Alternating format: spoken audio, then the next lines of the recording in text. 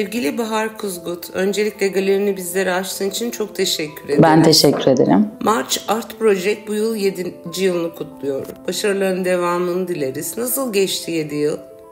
Çok güzel geçti. Bir sürü şeyi sığdırmışız 7 seneye. Ben de baktığım zaman fark ettim. Tabii onu sanatçılarımıza sormak lazım ve izleyicilerimize ama benim açımdan ve ekibim açısından çok güzel bir 7 seneydi. Umarım böyle devam eder. Sevgili Bahar, seni tanırken bir taraftan da galeri fikrinin nasıl ortaya çıktığını dinlemek isteriz. Türkiye'de sanat galerisi açmak cesaret ister. Bu cesareti nasıl topladın? Şöyle ki ben ilk bir ofis açtım, danışmanlık ofisi. Hatta sizinle oradan tanışıyoruz. Henüz bir galeri mekanım daha yokken. Aslında cesaret bence genç yaştan kaynaklanan bir şey. Ben 24 yaşındaydım o zaman ve sanırım insan 24 yaşındayken çok düşünerek hareket etmediği bir noktada oluyor. Şu an düşünüyorum, mesela belki de düşünseydim böyle yapmayabilir miydim bazı şeyleri? Tabii ki onların sonuçları güzel bir şeye evrildi günün sonunda ama tamamen düşünmeden ben bu ekosistemin bir parçası olmak istiyorum diyerek işte önce danışmanlık ofisini denedim. Dedim ki bu bana göre bir şey değil. Çünkü daha tempolu, daha işte fuarlara gittiğim, sergiler, düzenli sergiler açtığım bir noktada olmak istediğimi fark ettim. Ve çok bilgim de yoktu açıkçası galericiliğe dair. Zira 24 yaşında olduğum için çok büyük bir iş geçmişim de yoktu. Ama iş konusunda ben şuna inanıyorum. Bir noktada hem şans hem de çok çalışmak neredeyse böyle eşit ilerliyor. Ben hem çok şanslıydım hem de elimden geldiğince çok çalışmaya çalıştım diyelim. Bunların ikisi beraber oldu şansıma. Bahar, galerinin yaşı küçük olmasına rağmen sanat piyasasına çok hızlı adapte oldun ve önemli galeriler arasında yer almayı başardın. Bunu neye bağlıyorsun? Çok teşekkür ederim öncelikle. Bunu benle alakalı bir şey olduğunu düşünmüyorum Salt, asla. Bu da şansıma diyelim. Çok güzel sanatçılarla çalışma imkanım oldu. Çok iyi küratörlerle çalışma imkanım oldu. Galerim daha yeniyken büyük fuarlara kabul alabildim. Hatta yani Türkiye'de bile biz Contemporary İstanbul'a galeri daha 4 aylıkken girdik. Onun dışında daha 2 senelik bir galeriyken mesela Parifoto'ya kabul almıştık Alp Sime ile. Bu bizim için çok büyük bir şeydi tabii ki. Çünkü çoğunlukla yurt dışı fuarlarında 2 senelik, 3 senelik galeriler çok fazla kabul almazlar. Yaptığımız yurt dışında sergiler, fuarlar, mesela Paris'te bir pop-up sergi yaptık. Meksika'da fuara katıldık, Abu Dhabi'de, Dubai'de. Böyle bu kendi içinde bir devinim yarattı bizim için. Ve dediğim gibi bu ekosistem olarak beraber ilerleyen bir şey. Zaten March ismi de oradan geliyor. Beraber yürümekten, beraber ilerlemekten, bir hedefe doğru beraber gitmekten geliyor. Bu böyle büyük bir ekip işi. Sadece galeri çalışanları değil, sanatçılar, küratörler, izleyiciler. Mesela o da bunun büyük bir parçası, koleksiyonerler. Böyle ilerliyor. Seni diğer galerilerden biraz daha farklı kılan sanatçı seçimleri. Normalde kolay kabul görmeyecek, cesur ve avantgard sanatçılarla çalışmayı tercih ediyorsun. Bu yaklaşımın galeriniz için avantajları ya da dezavantajları oluyor mu? En başta ben şu algıyı kafamdan sildim. Çok fazla kabul görmeyecek dediğimiz. Aslında bu sadece sizin söylediğiniz bir şey değil. Bu bir genel kabul aslında. Ya işte Türkiye'de bu sanatçılar daha çok sevilir. Bu sanatçıların eserleri daha çok satılır. Ya da bunları gösterirsek hani başımıza bir şey mi gelir tırnak içinde. Böyle bir algı var. Ben o algı olmadan bakmaya çalışıyorum çalıştığım sanatçılara. Türk sanatçılarla da, yurt dışında yaşayan sanatçılarımla da öyle bir iletişimim var. Zaten sanat kendi doğasında kabul görmeyen ve avantgard bir şey ya. Sanatçı da kendi doğasında öyle olması gerekiyor. Organik olarak. Buna özel olarak bir çaba sarf eden değil de kendi naturasında öyle olan sanatçılarla çalışmaya çalışıyorum diyebilirim. Nasıl tepkiler geliyor fuarlarda ya da sergilerde izleyicilerden? Bunu şöyle düşünürüz. İşte Türkiye'deki fuarlarda ya da sergilerde daha çok tepki görebilecek. Mesela erotik içerikli eserlerden bahsedelim. Ben Art Paris diye bir fuara katıldım. Orada gördüğüm tepkiyi burada görmedim, biliyor musunuz? Görüp böyle şey yapanlar var. Yani uzaktan anlaşılmıyor eserin içeriği. Yaklaşınca böyle bu şeymiş, şuymuş diye böyle. Mesela o tepkinin aslında evrensel bir şey olduğunu fark ettim. Bu Türkiye'ye özel bir şey değil. Bütün işte cinsel devrimler, feminizm hala o kadar geriden geliyor ki sadece Türkiye'de değil. Bu çok ilginç bir şey. Ben de bunu eserlerle gözleme fırsatı bulabiliyorum. Şu anda galeride Melis Galer küratörlüğünde düzenlenen Uyumlanan Beden sergisi devam ediyor.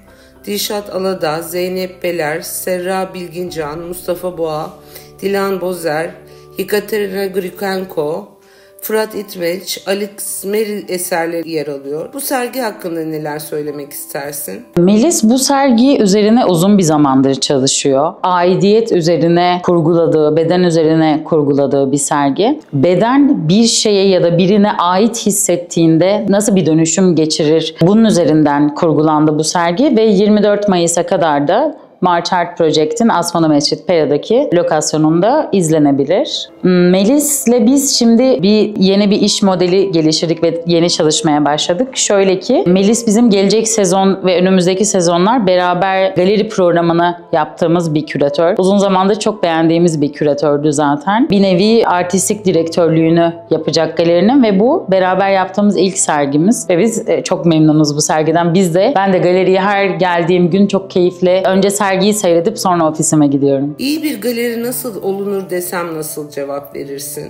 Bu bence çok zor bir tanımlama çünkü çok subjektif bir bakış olabilir. Hani iyi bir galeri nedir? Mesela iyi bir galeri bencesi iyi bir programı olan bir galeridir ama mesela kimine göre iyi bir galeri iyi satış yapan galeridir. Kimine göre iyi bir galeri uluslararası görünürlüğü daha fazla olan bir galeridir. O yüzden ben buna tekil bir tanım veremem ama ben galerimi daha iyi bir noktaya taşımak için ne yapıyorum derseniz ben özellikle galeri programı üzerine daha fazla çalışıyorum diyebilirim. Ülkede ne zaman siyasi, ekonomik, jeolojik bir şey olsa ilk olarak sanat sektörü etkileniyor. Sergiler iptal oluyor, satışlar durma noktasına geliyor.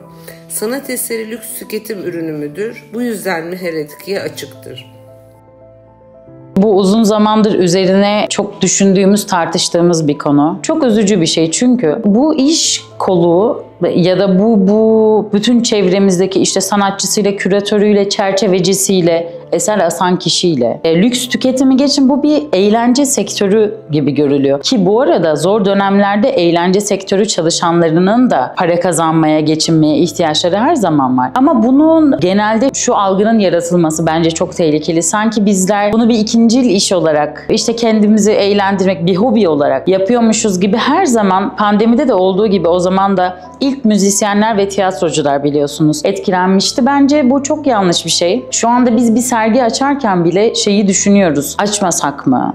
Açsak nasıl tepkiler alırız? Çok üzücü bir şey çünkü ben şöyle diyorum. Biz bir vakıf değiliz, bir müze değiliz, büyük bir kurum değiliz. Bizi destekleyen herhangi biri yok. Herhangi bir şey yok. O yüzden ben diyorum ki eğer bir bakkal açıksa biz de açık olmak zorundayız. Tamamen böyle düşünmemiz gerekiyor. Bir genel grev olur. Hep beraber bir şey yapıyoruzdur. Çok büyük bir boykot olur. Hepimiz onun içinde zaten yer almak isteriz. Sanat kendi doğasında politiktir zaten. Öyle olmaması düşünülemez. Tanımına ters bir şey olur. Ama biz işimizi en güzel şekilde yapmaya devam edeceğiz. Buradayız yani. Sanat Galericileri Derneği yönetimindesin. Bu durumun sanat sektörüne neyi geliştirir? Sanırım bundan sonraki Art Show'da sizin Galeriler Derneği'nin yönetiminde düzenlenecek. Evet. Hatta planladığımız birkaç etkinlik daha var. Bu dernek aslında çok geç kalmış bir dernek. Çok uzun zaman önce oluşması ve bugüne kadar taşınması gerekiyordu. Belki 15-20 sene önceden bahsediyoruz. Bu yüzden bu birazcık bebek adımlarıyla ilerliyor. Çünkü her şeyi çok doğru yapmak istiyoruz. Aslında yönetimden öte ben kurucu kadrodanım. 4 galeri kurduk biz bunu bir araya gelerek. Hatta yarın toplantımız var. Biz burada şunu fark ettik. Biz hepimiz aynı yerdeyiz. Bireysel olarak bir şey için çabalıyoruz. Sizler, sanatçılar. Ama bir arada hareket edebilme kabiliyetimiz yok. Halbuki biz hepimiz bir makinenin bir parçasıyız ve ağır aksak da olsa hep beraber ilerlememiz gerekiyor ama hep biz senelerdir bu kopukluğu yaşıyoruz ve bence en büyük problemlerimizden biri bu. Çünkü makinenin her bir aksı diyeyim birbirini suçluyor bu ilerleyemeyişten. Halbuki hepimiz eğer bir sorun varsa hepimiz eş şekilde suçluyuz. Bir güzellik varsa da hepimiz bundan eşit derecede sorumluyuz diye düşünüyorum. Peki galeri olarak gördüğünüz en büyük sorun nedir? İlk ele almayı düşündüğünüz sorun nedir? Bu dernekte de konuşulan mesela bir tanesi, sonuçta burası bir işletme bir yandan da. Bizim hiçbir bakanlıktan bir desteğimizin olmayışı öncelikle. Biz bu süreçlere başladık. Bunlar için adımlar attık ama çok yavaş ilerleyen süreçler devlette, biliyorsunuz ki. Belki de çok mu gönüllü değiller bilmiyoruz. Belki öyle de bir durum söz konusu olabilir. Özellikle bizim yurt dışı etkinliklerimizde, fuarlarımızda hiçbir desteğimizin olmayışı. Ama halbuki biz şu anda bir hizmet sektöründe bir işiniz olsa ya da bir sanayici olsanız gittiğiniz yurt dışındaki her fuarda hemen hemen destek görebiliyorsunuz. Bu bireysel çabanın artık sonlanması gerekiyor çünkü bu çok yorucu bir şey olduğunu düşünüyorum. Herkes tekil bir şey yapamazsınız. Zaten bir noktada yorulursunuz, pes edersiniz. Bir aradalık tam olarak bence en başa koyabileceğim şey bu. Bu da sorun gibi değil de biraz daha çözülebilir bir şey gibi görüyorum. Sadece üzerine odaklanmamız gereken ilk şeyin bu olduğunu düşünüyorum. Art Week, Art Show, Contemporary İstanbul olmak üzere sanat fuarlarının sayısı bir anda arttı. Sizce bu doğru bir strateji mi? Bu kadar fuarı özümseyecek kadar sanat izleyicisi var mı Türkiye'de? Türkiye, yani İstanbul özelinde bir şey söyleyeceğim. Dünyada yaşayan kişi sayısına göre en az galeri ve en az etkinlik ve en az müze olan şehir İstanbul, biliyor musunuz? Aslında ben bunların fazlalığından öte azlığından şikayet edilmesi gerektiğini düşünüyorum. Bunlar da sadece birbirine çok benzer etkinlikler olmasından öte daha çeşitlendirilebilir sanki. Bir tanesi biri fuardır, pazara yöneliktir. Bir tanesi çok güzel yönelik etkinlik olabilir. Bir tanesi işte Mamut gibi, Beyz gibi mesela. Onlar da çok seyirci alıyor ve mesela İstanbul'da yaşamayıp başka şehirlerde güzel sanatlar okumuş sanatçılar için çok güzel imkanlar bunlar. Bence daha fazla etkinlik olması gerektiğini düşünüyorum. Belki o kadar koleksiyoner olmadığını konuşabiliriz. O yüzden diyorum bütün etkinlikler pazara yönelik değil de bazıları da sergilemeye, sanatçıları tanıtmaya yönelik, onların daha da artması gerektiğini düşünüyorum. March Art Project'te koleksiyonerlerle ilişkiler nasıl devam ediyor? Son yıllarda koleksiyoner profilinde değişiklikler olduğunu görüyoruz. Sen nasıl değerlendiriyorsun koleksiyoner profillerini? Bizim açımızdan çok büyük bir değişiklik olmadı. Çünkü ağırlıklı olarak böyle %60-70'ine baktığımızda bizim March'ın koleksiyonerlerinin bir yaş ortalaması alırsak onların 40 yaşlarında olduğunu söyleyebilirim. Çoğunlukla koleksiyon yapanlar, bu konuda kendini eğitmek isteyenler, öğrenmek isteyenler, o doğrultuda ilerleyen bir profilimiz var. Aslında işte o marching, beraber yürümekteki sadece sanatçı ve küratörlerle değil, aslında koleksiyonerlerle de beraber bir ilerleme modeli düşünüyoruz. Çünkü işte ben başladığımda 24-25 yaşındaydım. Çalıştığım sanatçılar öyleydi. Ama işte bundan 5-6 sene sonra bugün çalıştığımız koleksiyonerlerin koleksiyonları büyüyecek. Birlikte çalıştığımız bazı sanatçıların belki üretimleri değişecek. Bu böyle bütünüyle hep beraber hareket edilen bir şey ve bizim koleksiyonerlerimiz de bu konuda çok memnunum. Çok okuyan, araştıran, çok entelektüel insanlar, herhalde bizim yaşlarda olmasıyla da alakalı bir şey olduğunu düşünüyorum. Henüz sıkılmamışlar galiba. Zevkle takip ediyorlar. Şu da çok hoşuma gidiyor. Bütün açılışlarımıza gelip sanatçılarımızın kariyerlerini, gelecek fuarlarını, yurt dışındaki sergilerini abartacak olursam biraz, ben takip eden böyle bir 4-5 koleksiyonerimiz var yani. O konuda çok memnunum. Kesinlikle. Ben her zaman işimi kurduğumdan bu yana hep şunu söylüyorum. Eğer bir umudum olmasa bu ülkede bu işi yapmaya devam etmezdim. Her zaman enseyi karartmadan bir şeyler olabileceğine inanıyorum. Ne kadar çok çalışırsak o kadar bir şeyler olacak. Belki bu dönem çalıştığımızın karşılığını tam olarak alamadığımız bir dönem. Evet. Ama eğer daha iyilerinin olacağına inanmazsak bunun da geçebileceğini düşünmüyorum. Hem yurt içinde hem yurt dışında çok fuara katılıyorsunuz galeri olarak. Birçok yabancı sanatçı ve galeri izleme şansınız oluyor bu süreçte. Türkiye olayın neresinde eksik? Türk sanatçılar dünyaya açılmakta niye zorlanıyorlar sence? Bu dediğim gibi tekil bir sorun değil, yine toplu ele alınması gereken bir şey. Bir kere okuldan mezun olan bir yeni sanatçıyı düşünelim. Kaç tane ülkeyi ve müzeyi gezebilir? Yani Türkiye içinde bile paralı olan bazı müzelere gidemiyor olabilir. Bu temel problemlerden bir tanesi. Daha çok sergi görebilmek, gezebilmek, öğrenebilmek. Evet, tabii ki internetten de bir sürü şeye bakabiliyoruz ama siz de biliyorsunuz ki hayatınızda ilk defa işte Rijksmuseum'a, ilk Louvre'a gittiğinizi düşünün. O heyecan, yani o koku, o eserlere bakmak, yakından birebir görmenin duygusunu maalesef ki tadamıyor. Çünkü bizim öyle desteklerimiz yok. Bir kere üretim yapabilmek için bir destek destek yok. Çok iyi fikirleri olan, çok genç ya da genç demeyeyim tırnak içinde yeni sanatçılarla tanışıyorum. Ama bunu hayata geçirebilmek için belli bir maddi koşullara sahip olması gerekiyor. Bir heykeltıraşın büyük bir stüdyosu ve bir sürü pahalı aleti olması gerekiyor. Buna ulaşamıyor. Ve sonuncusu da bence daha önce de bahsettiğim gibi yurt dışında yaptığımız fuarlara gelecek destekler. Bugün Türkiye'de kaç tane galeri, yılda kaç tane yurt dışında fuar yapabiliyor? Herkes yapmak ister. Bence bu arada ben şöyle bakmıyorum buna. Türkiye'de daha kötü sanatçılar var. Fransa'da, işte İtalya'da daha iyi sanatçılar var. O yüzden bizimkiler bu kadar uluslararası arenada olamıyor. Öyle değil aslında. Gösteremiyoruz ki. Daha çok görülmeleri lazım ki. Aslında çok büyük bir fark yok ortada. Ben 2 sene önce Parifoto'ya katıldım Alp Sime'yle. Biz 5 senedir katılıyoruz ve son 3 yıldır tek Türk galeri biziz. Bana şunu söyledi bir sürü Fransız eserini alırken. Biz ilk defa Türk bir fotoğrafçı gördük. Tamam, bu arada onların da ayıbı ama bizim daha fazla gösterebiliyor olmamız gerekiyor ki o zaman tartışırız. Bizde bir eksik var mıyı görebilecek kadar daha ekspoze olamadık çünkü. Son olarak genç bir galerici olarak Türkiye'de sanatın gelişmesi için gereken önemli 5 madde nedir sence? Çözüm önerilerin nelerdir? Dediğim gibi yani bunlar hep böyle tekil, genel geçer cevaplar verilebilecek sorular değil. Bu dönem şudur problem.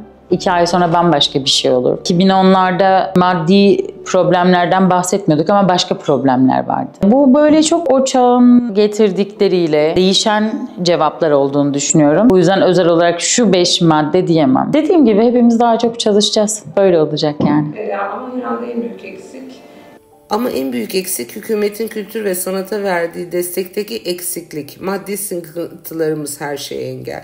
Yani tabii ki çünkü bir şey için bir imkan gerek. Finansal olarak o imkanlar çok kısıtlı. Bence bu arada destekten öte şöyle bir yerden bakabiliriz. Mesela İBB'nin de yaptığı çok güzel sergiler, yer verdiği sanatçılar var, küratörler var. Belki baktığınızda 1 senelik program içinde işte 6 sergi yapılıyorsa 4 tanesi çok iyidir. 2 tanesinin bence hala iyi bir danışmanlığa ihtiyaç duyduğunu düşünüyorum. Çünkü şöyle, iktidar tarafında da, belediye tarafında da, iktidar tarafında da, belediye tarafında da şöyle bir gerçeklik var. Evet, bu destekler veriliyor. Bunlara bütçe ayrılıyor ama bu bütçeleri yöneten kişiler yine politikacı. Halbuki oranın sanat takvimine, sergi takvimini yapacak kişi politikacı olmamalı. Tamamen kendine çok iyi bir küratör olabilir. Kendi hayatını sanat ekseninde salt yaşayan insanlar olmalı ki o zaman o ayrılan bütçeler de doğru kişilere ve kurumlara yönlendiriliyor. Mesela çünkü niyet var. İBB'de çok güzel bir niyet var.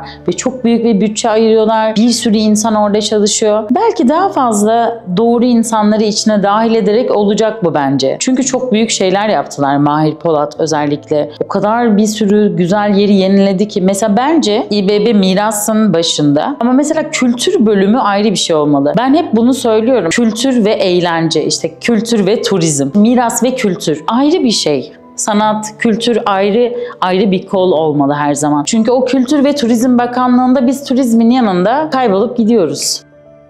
Kendi galerinde bulunan sanatçılarla ilgili, onların programlarıyla ilgili eklemek istediğin bir şey olur mu? Şu anda Casper Fassen diye bir fotoğrafçıyı temsil etmeye başladık. Kendisi çok önemli bir fotoğrafçı. Hollanda'da yılın en yetenekli sanatçısı ödülünü aldı kraliyetten. Yeni, bugün de duyuracağımız, hatta Roger Bellin diye dünyaca ünlü bir fotoğrafçıyı temsil etmeye başladık. Kasım ayında Parifoto'da solo boot katılacağız Roger Bellin'la ve eş zamanlı Thames and Hudson'dan kitabı çıkacak. Kitabının imza ve lansmanını orada bizim standımızda yapacağız. Bizim için çok önemli bir ilerlemeydi. Tebrik ederim. Çok teşekkür ederim. Çok mersi. Çok teşekkür ediyorum. Cheers o zaman.